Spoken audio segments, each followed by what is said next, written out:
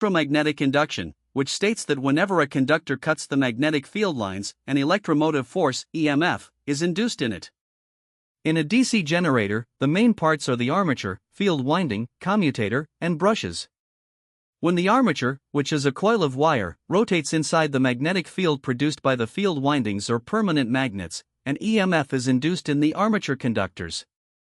According to Faraday's law, the magnitude of this induced EMF depends on the speed of rotation, the strength of the magnetic field, and the number of turns in the coil.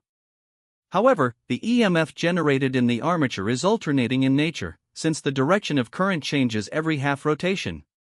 To convert this alternating EMF into direct current, DC, a commutator is used, which acts as a mechanical rectifier.